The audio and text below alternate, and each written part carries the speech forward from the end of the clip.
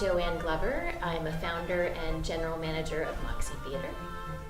I initially was going to be here just for a summer to work on a show with Delicia, and by the end of this, and I was living in LA, and by the end of the summer I just realized that I wanted to be here in San Diego and that there was a vibrant theater world here, and Delicia, Jen, Lieve, and I just started to really formulate and recognize our similar values with regard to theater and intentions and things we wanted to do, and just came right out of that. Well, we spent a long time trying to come up with a name. I'd gotten serious about one other option before MOXIE that was taken already by a company. MOXIE was one of the words that sort of floated to the table. I really loved The Listener, which we did a play by Liz Duffy Adams.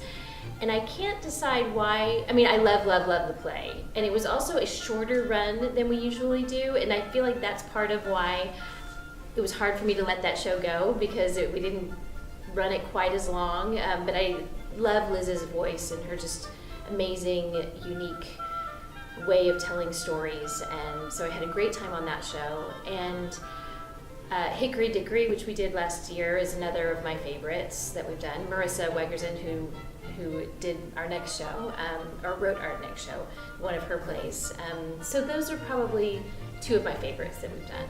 You know, using the tool of the script and working with the director and actors, but in terms of getting clues as to what kind of person it is that I'm playing, the way that they view the world. And a lot of it for me too is figuring out how they speak, how they walk, where they carry their, tensions or what part of their bodies that they sort of lead from, if you will, if they're, an emotional person or an intellectual person.